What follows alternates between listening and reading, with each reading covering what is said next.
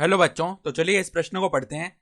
दिए गए परिपथ में ज्ञात कीजिए नंबर 1 बिंदु ए का विभव, नंबर 2 बिंदु डी का विभव तथा नंबर 3 10 वोल्ट की बैटरी के सिरों पर लगाए गए वोल्ट मीटर की माप। ठीक है, तो हमें यहाँ पर ये तीनों भाग हल करने हैं।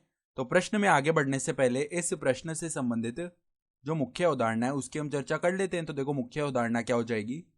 हम जानते हैं यहाँ पर कि ओम के नियम से ओम के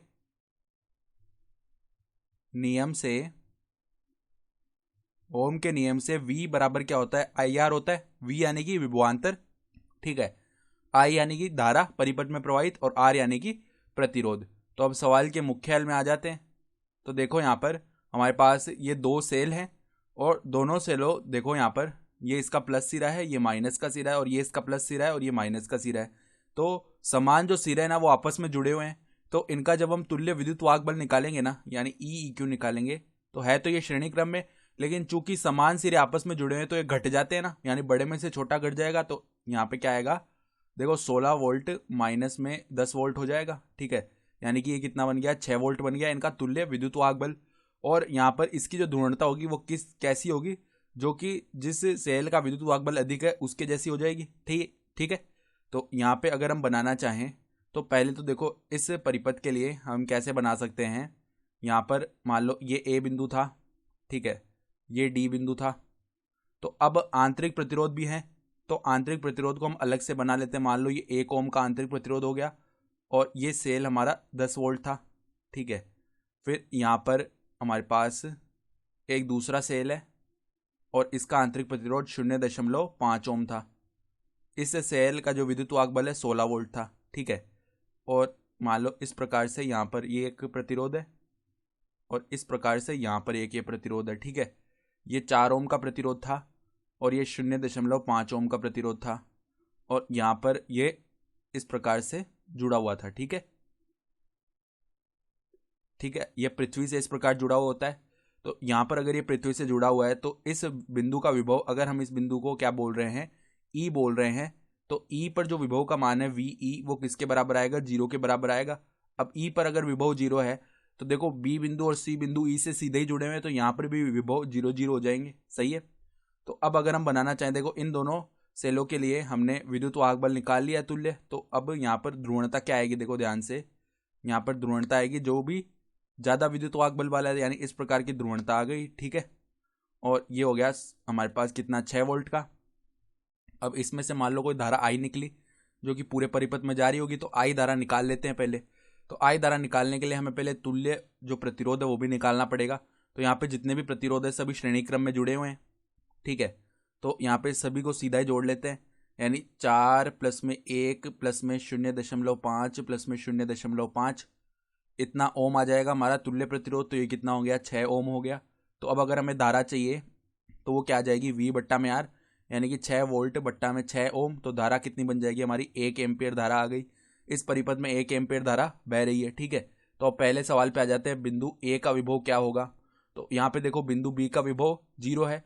अब बी से देखो धारा तो ऐसे आ रही है, ठीक है, और हम जा रहे हैं उल्टी दिशा में, यानी धारा की विपरीत दिशा में जा रहे हैं। तो धारा देखो अगर ऐसे आ रही है तो ये प्लस सिरा होगा, माइनस का सिरा होगा।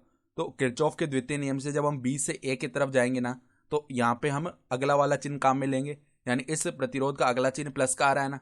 तो देखो यहाँ पर हम क्या बोल सकते हैं कि अगर हमें निकालना है बिंदु ए का विभव, तो बिंदु ए का विभव किसके बराबर आएगा, बराबर में देखो यहाँ पर ए तक पहुंचना है तो बी पर विभव 0 है। ठीक है, तो 0, फिर प्लस में क्या करना पड़ेगा, देखो 4 ओम का प्रतिरोध आया है और धारा बह रही है 1 एम्पियर, तो विभव कितना होगा, 4 गुणा में 1। ठीक है, तो हमारा ए पर जो, अब हम ए तक पहुंच चुके हैं, तो ए पर जो हमारे पास विभव का मान है वो कितना आ जाएगा, 4 वोल्ट आ जाएगा।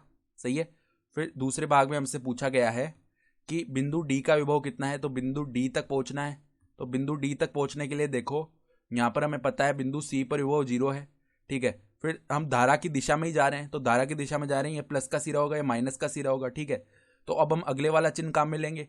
तो बिंदु डी तक पहुंचने के लिए हमें माइनस करना पड़ेगा। तो यहाँ पे देखो बिंदु सी पर तो विभव 0 है, माइनस में क्या आएगा, प्रतिरोध कितना है हमारा 0.5, और गुणा में धारा कितनी है, 1 एम्पियर। तो हमारा जो बिंदु डी पर विभव है वो -0.5 वोल्ट आ जाएगा। सही है। फिर तीसरे भाग में हमसे क्या पूछा गया है, तीसरे भाग में उसने हमसे पूछा है 10 वोल्ट की बैटरी के सिरों पर लगाए गए वोल्ट मीटर की माप। सही है, तो यहाँ पर अगर ये 10 वोल्ट की बैटरी है, इसके सिरों पर अगर हम इस प्रकार का वोल्ट मीटर लगा रहे हैं तो हमें क्या बताना है कि बैटरी के सिरों पर लगाए गए वोल्ट मीटर की माप क्या आएगी। सही है, तो इसके लिए हमें क्या करना पड़ेगा, देखो 10 वोल्ट की बैटरी है, ठीक है, तो 10 वोल्ट और इसका कुछ ना कुछ आंतरिक प्रतिरोध यानी 1 ओम भी तो है। सही बात है, तो अब अगर हमें ये निकालना है तो इसका मान देखो हम कैसे ज्ञात कर सकते हैं। यहाँ पर 10 वोल्ट तो है ही है, यानी कि अगर हम वोल्ट मीटर का माप लिखेंगे, वोल्ट मीटर वी का माप, वोल्ट मीटर वी का माप, तो ध्यान से देखो यहाँ पर हम क्या कर रहे हैं, पहले यहाँ पर देखो 1 ओम था और हम यहाँ पे प्लस आएगा, यहाँ पे माइनस आएगा, ठीक है, तो यहाँ पे देखो इसका मान लिखेंगे तो एक तो हो गया हमारा 10 वोल्ट, फिर इसके साथ 1 ओम का आंतरिक प्रतिरोध भी तो है, तो प्लस में 1 ओम का आंतरिक प्रतिरोध और उसमें 1 एम्पीयर धारा जा रही है, ठीक है, तो इतना वोल्ट आएगा, तो 10 वोल्ट प्लस में 1 वोल्ट यानी कि 11 वोल्ट, ये हो गया वोल्ट मीटर वी का माप। तो इस प्रकार हमने इस सवाल को हल कर लिया। तो आशा करता हूं कि आपको ये प्रश्न समझ में आया होगा। धन्यवाद।